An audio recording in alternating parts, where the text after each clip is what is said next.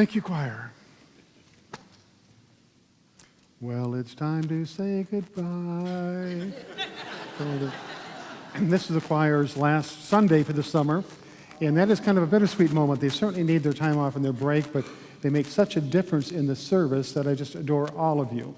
And I hope I see you out there or back here next fall. You're just absolutely fabulous.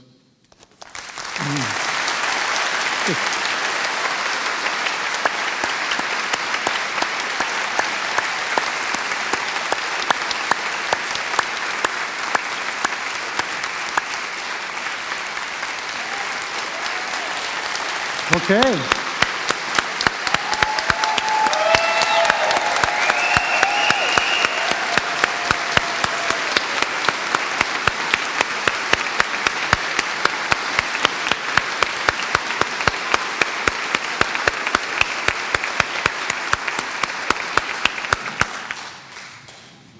What a beautiful group of people.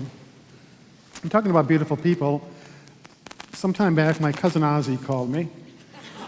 And for those of you who don't know him, he lives in Dundas, South Dakota, a small Scandinavian community. He's never held a steady job. Spends most of his time at Lars's Tavern, hanging out, greeting people as they come and go. And he also sometimes gets himself in a tough spot. And he calls upon me, normally, to loan him money. Well, our agreement is that I will loan him money, but he can't borrow any more money from me until he pays back the loan. Well, that being said, he contacted me and said he needed to borrow $100. I reminded him that he still owed me $300. That was our agreement, and I couldn't do it. He said, but there's another agreement that's much, much more important. And I said, what would that be? He said, well, David Norberg, Ole Sandvig, Lars Iverson, and myself made an agreement when we were younger that whoever died first, the other three would put $100 in their pocket just before the coffin was closed. Ole Sandvig died. I don't have the $100. Well, I said, Ozzie, you're a very creative person. You have the power of imagination. I'm sure if you look for a way to fulfill this obligation without me involved, that you'll find it. Where there's a will, there's a way. Well, the funeral came and went. I didn't hear anything from Ozzie, so I called him up and asked him how he's doing. He said, fine. He says, how did you solve your dilemma? And he said, well, I went to the funeral, and I was in line to walk by the coffin, and I saw David Norberg go up, and he put $100 in Ole's pocket. And then I saw Lars Iverson go up, and he put $100 in Ole's pocket. And I went up and I made the sign of the cross on his chest. I then put a check for $300 in his pocket and took out $200 change.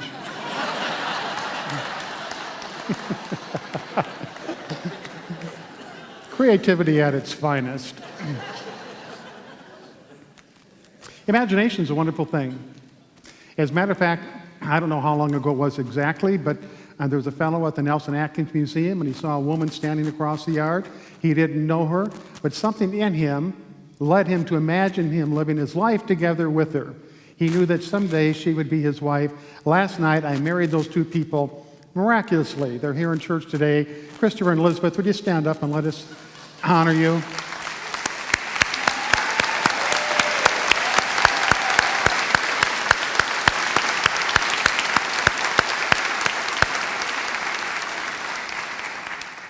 And 27 years ago today, the exact day, I was secretary here at the church. The minister here at that time called me up on stage to bid me farewell as I went off to the seminary. And I remember standing in this very spot, and I was so nervous, so rocked with anxiety, that my left leg was shaking to the point I thought I was going to collapse. After the minister said a few words, he handed me the mic and asked if I wanted to say anything, and I couldn't utter a single word. I was so nervous, all I could do was shake my head no.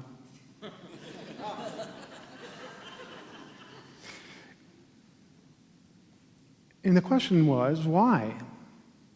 Why was I that afraid? Why was I that nervous? Why was I that anxious? I mean, I was with people just like yourselves, loving, kind, wonderful, supportive people. They all were for me as I went about on the new adventure in my life. Why was I so fearful? Nobody had a gun. A group full of kind people, and I was afraid to utter a word. Well, the reason for that was an imaginary misperception. I imagined that perhaps they might not like me. I imagined perhaps I didn't know what to say. I imagined perhaps that I wasn't good enough. I imagined perhaps that I might not be able to make it through this. I don't know what it was, but it was all those things together, all those imaginary misperceptions that took over and just reduced me to a pile of nerves and fear and anxiety. That's 27 years ago, so today I stand here in the same spot.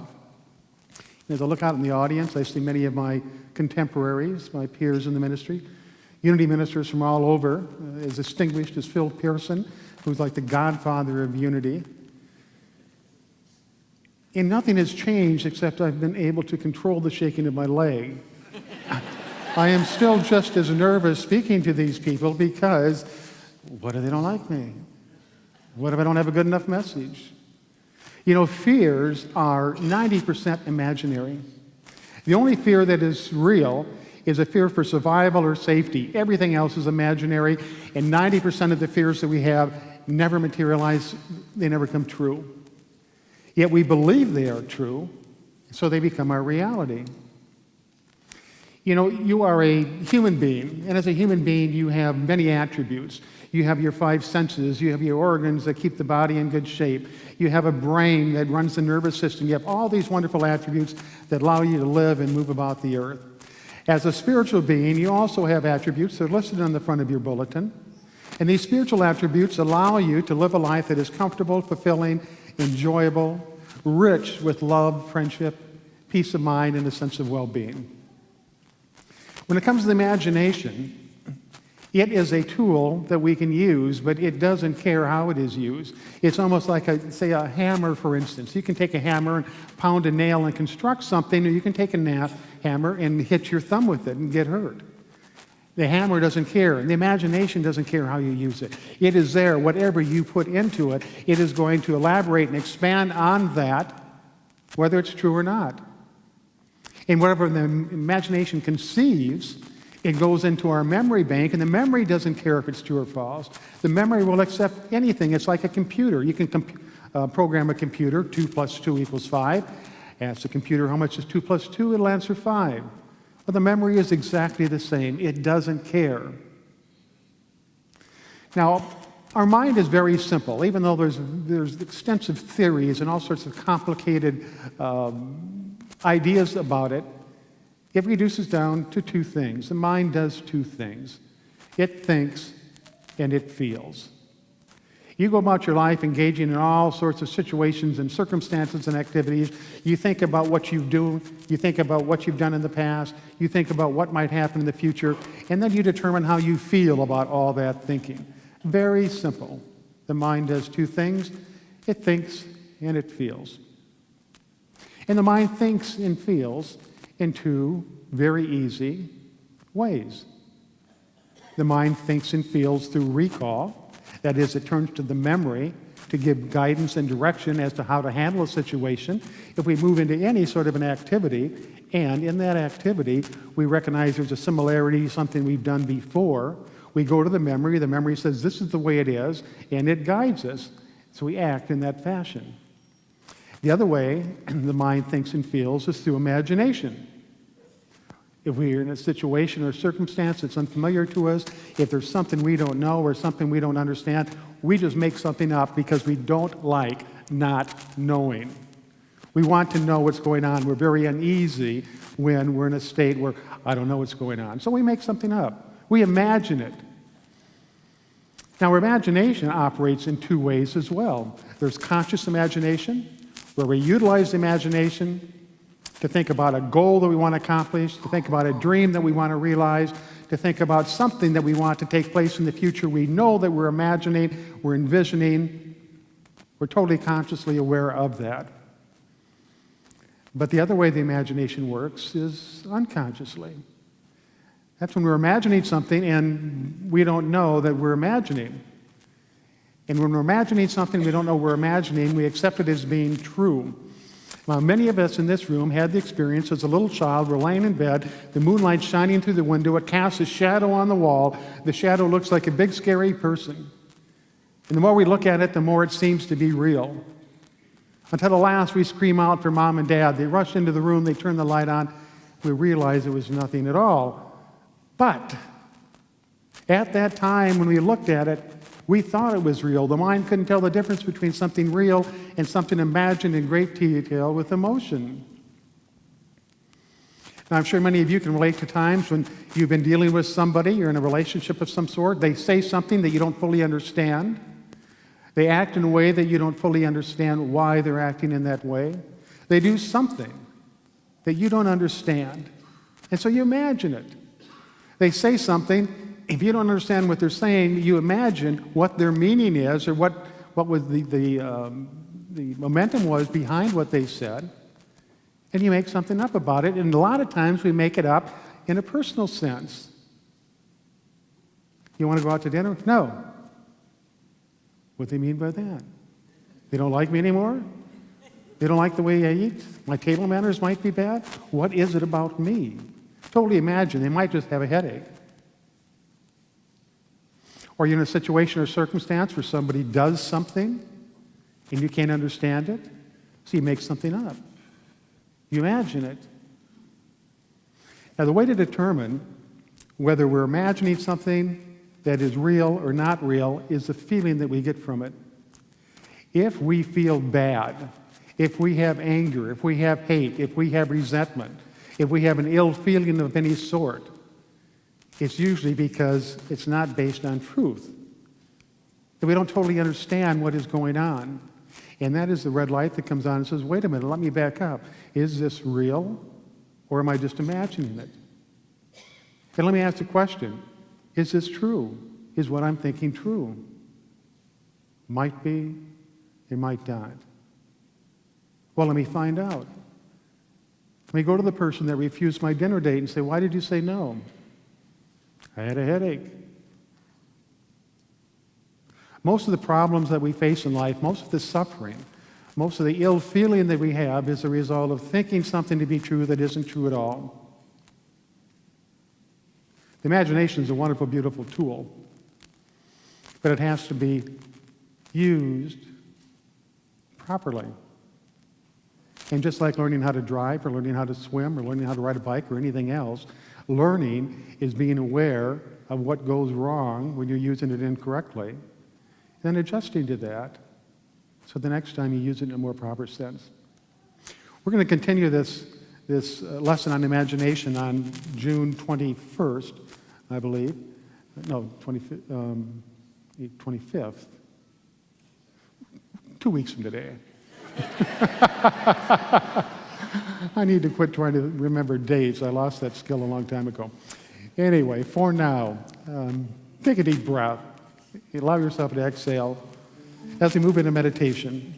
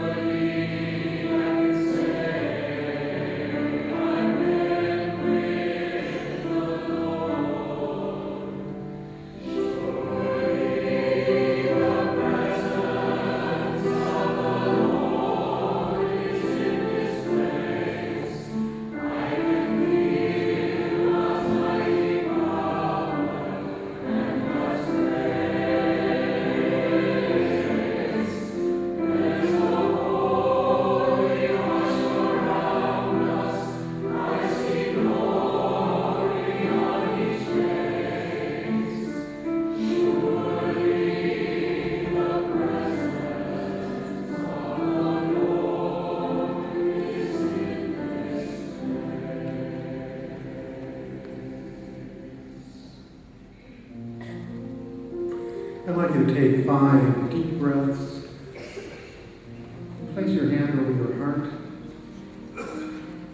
And as you breathe in, feel the breath surround. And as you breathe out, feel it move through your diaphragm. Breathe in, breathe out.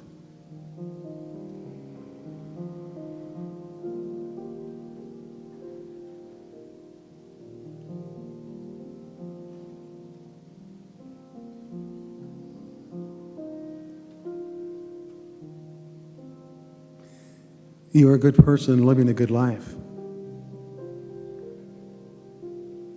You're a blessing to this earth, and this earth is a blessing to you.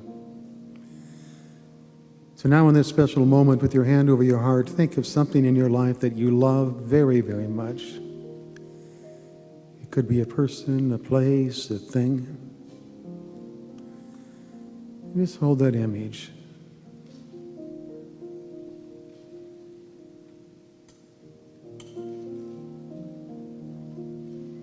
And now give gratitude for it. A simple thank you.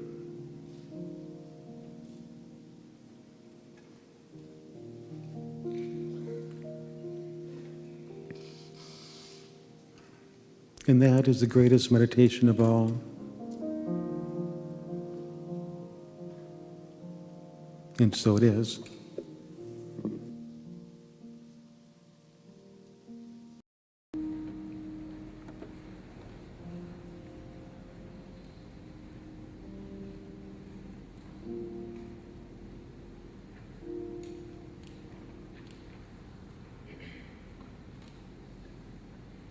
Spirit of the living